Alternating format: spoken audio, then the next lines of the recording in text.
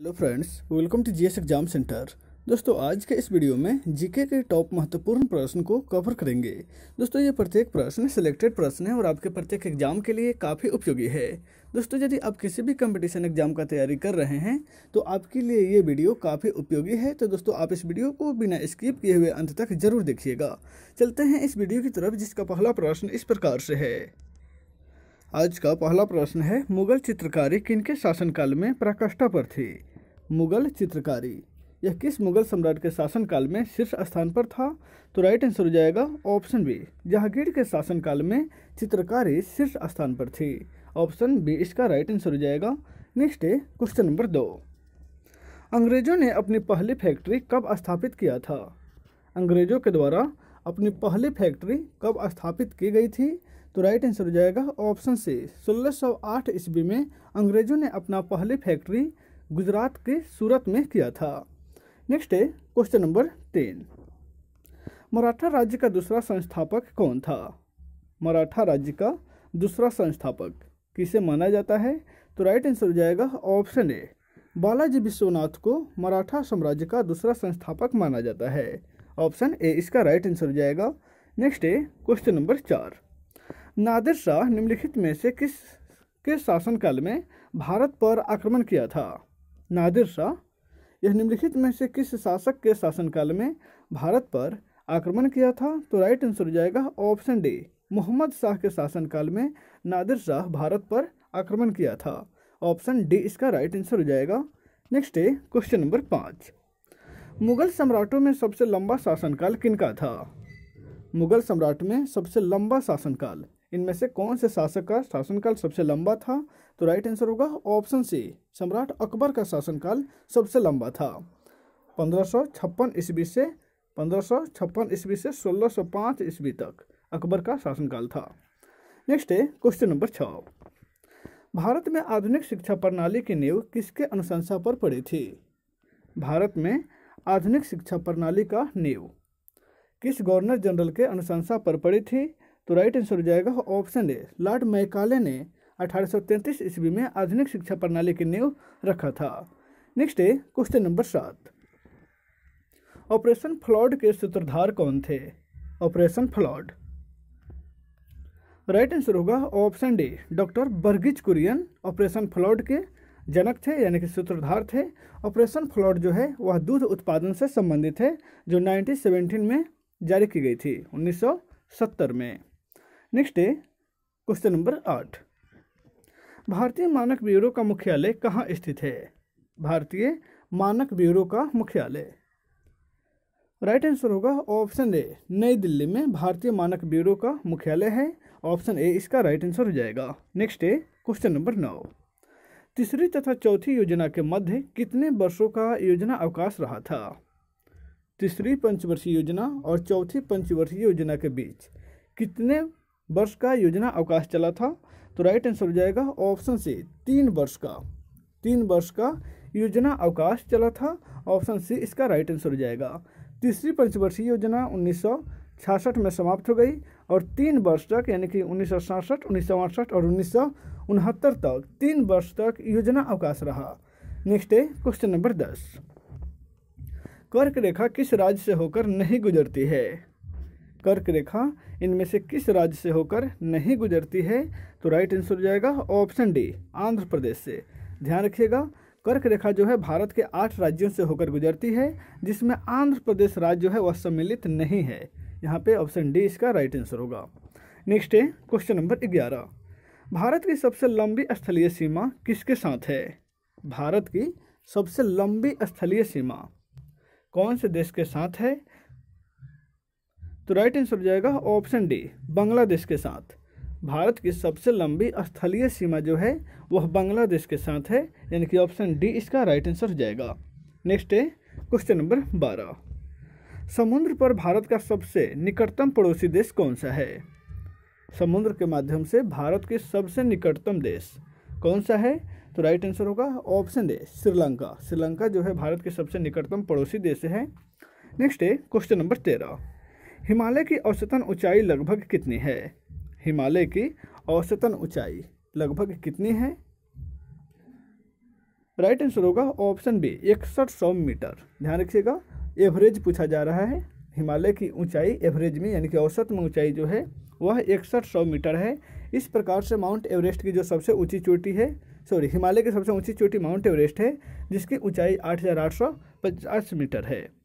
यहाँ पे औसत ऊंचाई की बात है तो 6100 मीटर हिमालय की औसत ऊंचाई है। नेक्स्ट है क्वेश्चन नंबर 14।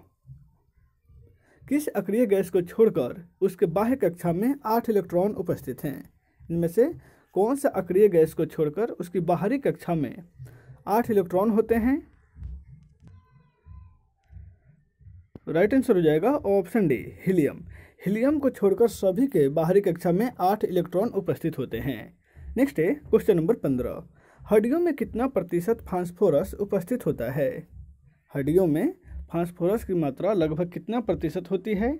तो राइट आंसर हो जाएगा ऑप्शन डी लगभग 8% जो है हड्डियों में फास्फोरस की मात्रा होती है। ऑप्शन डी इसका राइट आंसर हो जाएगा। नेक्स्ट है क्वेश्चन नंबर 16। किस गैस से सड़ी मछली की तरह गंध आती है? कौन सी गैस जो है वह सड़ी हुई मछली की तरह महकती है? तो राइट आंसर होगा ऑप्शन बी ओजोन जो है ओजोन, यह सड़ी हुई मछली की तरह गंध देती है। नेक्स्ट है क्वेश्चन नंबर 17। अर्धसूत्री विभाजन में गुणसूत्रों की संख्या कितनी होती है? अर्धसूत्री विभाजन में गुणसूत्र की संख्या कितनी होती है? तो राइट आंसर हो जाएगा ऑप्शन ए आधी होती है। ध्यान रखिएगा, ऑप्शन ए इसका राइट आंसर हो जाएगा।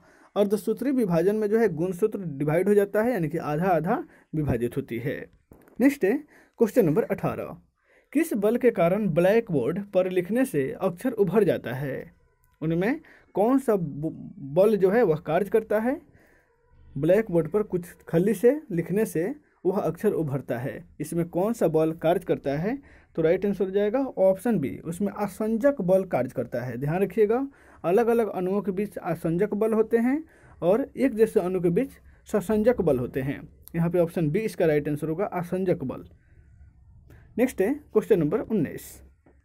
पीतल के बर्तनों पर किसकी पॉलिश किया जाता है? पीतल के बर्तन पर किस धातु की पॉलिश की जाती है? तो राइट आंसर हो जाएगा ऑप्शन डी निकेल की। पीतल के जो बर्तन है उस पर निकेल धातु की पॉलिश की जाती है जिससे वह चमकीला होता है। ऑप्शन डी इसका राइट आंसर हो जाएगा। नेक्स्ट है क्वेश्चन नंबर 20। स्वप्नों के अध्ययन क्या कहलाता है? स्वप्नों का अध्ययन, तो राइट आंसर होगा ऑप्शन बी ऑनिरोलॉजी। ऑनिरोलॉजी जो है स्वप्नों के अध्ययन को कहा जाता है। नेक्स्ट है क्वेश्चन नंबर 21। समानता का अधिकार का संबंध निम्नलिखित में से किस अनुच्छेद से है? समानता का अधिकार, इसका वर्णन किस अनुच्छेद में दिया गया है? तो राइट आंसर हो जाएगा ऑप्शन सी अनुच्छेद 14 में समानता का अधिकार का वर्णन दिया गया है। समानता का अधिकार। नेक्स्ट है क्वेश्चन नंबर 22। राज्यपाल को किस अनुच्छेद के तहत क्षमादान देने का अधिकार है? क्षमादान यानी कि मृत्युदंड को छोड़कर क्षमादान यानी कि क्षमा करने की अधिकार जो है राज्यपाल को किस अनुच्छेद के अंतर्गत है? तो राइट आंसर हो जाएगा ऑप्शन डी अनुच्छेद 161 के अंतर्गत राज्यपाल क्षमादान की अधिकार रखता है। यहाँ पे ऑप्शन डी इसका राइट आंसर हो जाएगा। ध्यान रखिएगा, इस प्रश्न में जो है समानता का अधिकार यह 14 से 18 में इसका वर्णन किया गया है। समता का अधिकार जो है जो मौलिक अधिकार का पहला भाग है जिसका वर्णन अनुच्छेद 14 से 18 के बीच की गई है, लेकिन यहाँ समानता का अधिकार की बात है तो समानता का अधिकार जो है अनुच्छेद 14 में वर्णन है। अनुच्छेद 15 में अवसर की समानता है, उसी प्रकार से है अनुच्छेद 14 में जो है समानता का अधिकार और अवसर की समानता अनुच्छेद 15 में है। तो यहाँ पे ऑप्शन सी ही राइट आंसर हो जाएगा। चलिए नेक्स्ट है क्वेश्चन नंबर 23। राष्ट्रपति को किस अनुच्छेद के तहत क्षमादान देने का अधिकार है? राष्ट्रपति जो है वह मृत्यु दंड को भी क्षमा कर सकता है, यह अधिकार उसको किस अनुच्छेद के तहत प्राप्त है? तो यहाँ पे आंसर हो जाएगा ऑप्शन ए अनुच्छेद 72 के तहत राष्ट्रपति जो है क्षमादान भी माफ कर सकता है, क्षमादान दे सकता है। यहाँ पे ऑप्शन ए इसका राइट आंसर हो जाएगा। नेक्स्ट है क्वेश्चन नंबर 24। संविधान के किस भाग में संविधान संशोधन प्रक्रिया का वर्णन किया गया है? संविधान संशोधन की प्रक्रिया संविधान के किस भाग में वर्णित है? तो राइट आंसर होगा ऑप्शन सी भाग 20 में संविधान संशोधन की प्रक्रिया का वर्णन यानी कि उल्लेख किया गया है। नेक्स्ट है क्वेश्चन नंबर 25। संचित निधि का संबंध किस अनुच्छेद से है? संचित निधि इसका संबंध जो है किस अनुच्छेद से है? तो राइट आंसर होगा ऑप्शन ए, अनुच्छेद 266 के 1 में संचित निधि का वर्णन किया गया है। जिस प्रकार से प्रधानमंत्री, राष्ट्रपति, इन सब का वेतन जो है वह संचित निधि से ही दिया जाता है, इसका वर्णन अनुच्छेद 266 के 1 में है। नेक्स्ट है क्वेश्चन नंबर 26, लोक लेखा निधि का संबंध किस अनुच्छेद से है? लोक लेखा निधि का संबंध, तो राइट आंसर होगा ऑप्शन बी, इसका भी जो है अनुच्छेद 266 के प्रथम में ही इसका वर्णन किया गया है। सॉरी, यहाँ पे अनुच्छेद 266 के द्वितीय होना चाहिए। यहाँ पे अनुच्छेद 266 के द्वितीय में लोक लेखा निधि का संबंध वर्णित है। यहाँ पे ऑप्शन बी इसका राइट आंसर हो जाएगा। अनुच्छेद 266 के प्रथम में संचित निधि का वर्णन किया गया है। नेक्स्ट है क्वेश्चन नंबर 27, आकस्मिक निधि का संबंध किस अनुच्छेद से है? आकस्मिक निधि, राइट आंसर हो जाएगा ऑप्शन सी, अनुच्छेद 267 में आकस्मिक निधि का वर्णन किया गया है जिसमें सरकारी व्यय होता है। नेक्स्ट है क्वेश्चन नंबर 28, इंटरपोल का मुख्यालय कहाँ है? इंटरपोल यानी कि अंतर्राष्ट्रीय पुलिस संगठन का मुख्यालय कहाँ स्थित है? तो राइट आंसर होगा ऑप्शन ए, लियोन्स में। नेक्स्ट है क्वेश्चन नंबर 29, विश्व स्वास्थ्य संगठन की एकमात्र महिला अध्यक्ष कौन है? विश्व स्वास्थ्य संगठन की एकमात्र महिला अध्यक्ष कौन बनी थी? तो राइट आंसर हो जाएगा option B, doctor Sushila Nayar विश्व स्वास्थ्य संगठन की एकमात्र महिला अध्यक्ष है। ऑप्शन बी इसका राइट आंसर हो जाएगा। अभी तक जो है एक ही महिला अध्यक्ष बनी है जिनका नाम है डॉक्टर सुशीला नायर, वो भी इंडिया की हैं, विश्व स्वास्थ्य संगठन की महिला अध्यक्ष थी। नेक्स्ट है क्वेश्चन नंबर 23, भारत भारती के लेखक कौन है? भारत भारती, यह पुस्तक जो है किसके द्वारा लिखा गया है? तो राइट आंसर हो जाएगा ऑप्शन डी, यह पुस्तक मैथिली शरण गुप्त के द्वारा लिखा गया है, राष्ट्रकवि मैथिली शरण गुप्त के द्वारा। नेक्स्ट है क्वेश्चन नंबर 31, बुडापेस्ट किस नदी के तट पर स्थित है? बुडापेस्ट, राइट आंसर होगा ऑप्शन सी, यह डेन्यूब नदी के तट पर स्थित है बुडापेस्ट। यहाँ पे ऑप्शन सी इसका राइट आंसर हो जाएगा, हंगरी की राजधानी है बुडापेस्ट। नेक्स्ट है क्वेश्चन नंबर 32, नोबेल पुरस्कार कुल कितने क्षेत्रों में दिए जाते हैं? नोबेल पुरस्कार इनमें से कितने क्षेत्र में दिए जाते हैं? तो राइट आंसर हो जाएगा ऑप्शन बी, नोबेल पुरस्कार को 6 क्षेत्रों में दिया जाता है। नेक्स्ट है क्वेश्चन नंबर 33, मलयालम किस राज्य की भाषा है? मलयालम इनमें से किस राज्य की भाषा है? तो राइट आंसर हो जाएगा ऑप्शन ए, मलयालम जो है वह केरल राज्य की भाषा है। ऑप्शन ए इसका राइट आंसर हो जाएगा। नेक्स्ट है क्वेश्चन नंबर 34, तीसरे एम्पायर नियम के प्रथम शिकार बल्लेबाज कौन था?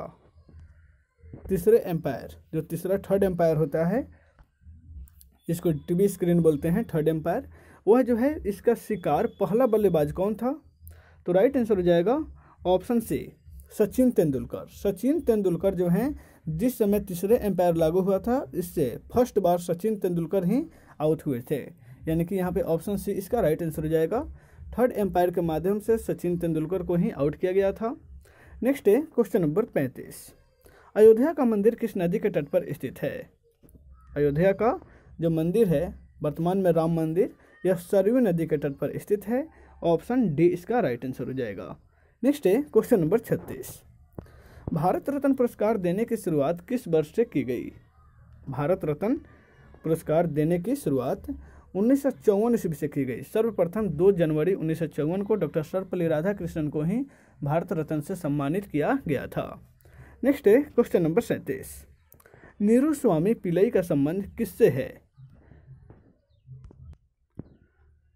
नीरू स्वामी पिल्लई का संबंध, राइट आंसर होगा ऑप्शन सी, यहाँ पे नादस्वरम हो जाएगा।